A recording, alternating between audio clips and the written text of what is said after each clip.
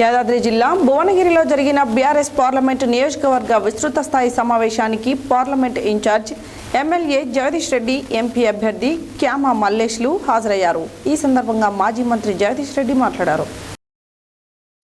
యాదాద్రి భువనగిరి జిల్లాలో జరిగిన BRS parliament నియోజకవర్గ విస్తృత సమావేశానికి parliament in-charge MLA Jagadish Reddy, MP అభ్యర్థి క్యామా మల్లేష్లు హాజరయ్యారు. ఈ సందర్భంగా వారు మాట్లాడుతూ రాష్ట్రంలో రైతులకు భరోసా కల్పించడంలో ప్రభుత్వం పూర్తిగా విఫలమైందని, యాదాద్రి భువనగిరి జిల్లాలో వరుస దొంగతనాలు జరుగుతున్నా పోలీసులు పట్టించుకోవడం లేదని ఆరోపించారు. రైతుల ధాన్యం కొనుగోలు 2,700 రూపాయల మద్దతు ధర ఇవ్వాల్సి ఉంటే 2,100 మాత్రమే ఇస్తున్నారని, మిల్లర్లతో అధికార పార్టీ కుమ్మక్క అయిందని, ప్రజలు మార్పు కోసం కోరుకున్న దిశగా మాత్రం ప్రభుత్వం పనిచేయడం లేదని, ఈ ఎన్నికల్లో బీఆర్ఎస్ పార్టీని అత్యధిక మెజారిటీతో గెలిపించారని పిలుపునిచ్చారు.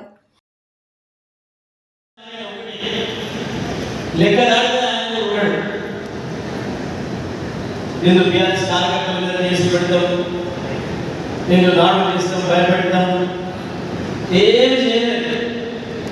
మీరందరూ నియంత్రలేకపోయింది. ఈ దేశంలో మోడీని మొట్టమొదటి చేసిన మొదలాడు కేసీఆర్. మోడీ నన్ను పీకలు మోడీ ఇదే మోడీకి సభలో చెప్పిన మొదలాడు కేసీఆర్. కానీ నువ్వే చేశావు మీద మోడీ. ఇవే బీఆర్ఎస్ సైనికులు పట్టించుకోవాల్సిన అవసరం లేదు.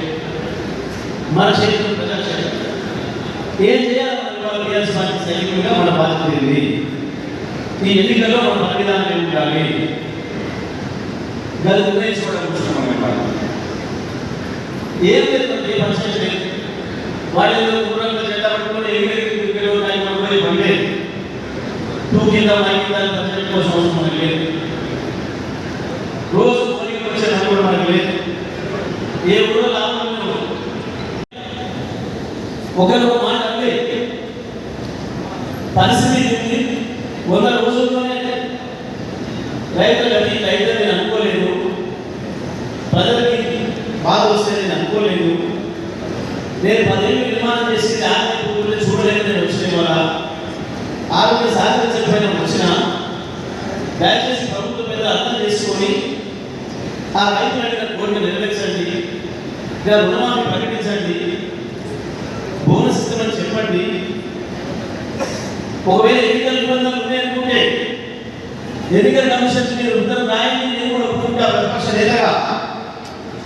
ఆనాడు ఎన్నికల ముందు రైతులకు ఇస్తానని మీరు వద్దని చెప్పినా నేను ఇవాళ చెప్పాను. రైతులకు నేను ఏ న్యాయానికి సిద్ధంగా ఉంటా. ఎన్నికల కమిషన్ రాయండి అప్పటి వరకు నేను ఒప్పుకుంటాను చెప్పి మీరందరూ దృష్టి ఇదే మాట్లాడి కేసీఆర్ ఏమంటాడు? కేసీఆర్ గారు చచ్చిపోయిన రైతులను పంపండి, 24 గంటల్లో పంపండి, నేను చూస్తాను. కేసీఆర్ 24 గంటలు తీసుకోవాలి. 4 గంటలు పంపండి. ఎందుకంటే నిజం కాబట్టి ఆయన దగ్గర ఉన్నది కాబట్టి మాట్లాడాడు. కల్పించింది కాదు, మీరు రాసే కల్పించి రాసింది కాదు. 200 మంది లిస్టు 4 గంటల్లో పంపించండి.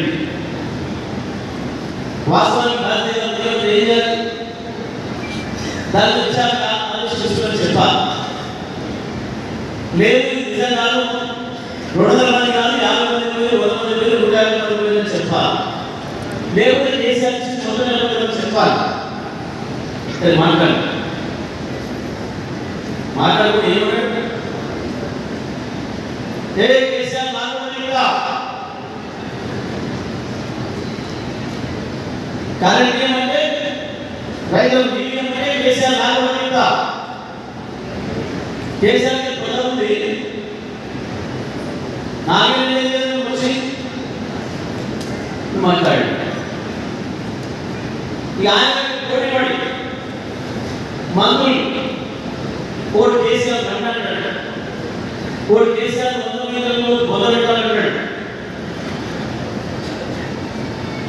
ఈ మాట మాట్లాడింది. కేసీఆర్ అడిగిన దానికి వీళ్ళు మాట్లాడిన దానికి ఏమైనా పొందడం ఉందా, సంబంధం ఉందా? మీరు ఇదే రాస్తారు.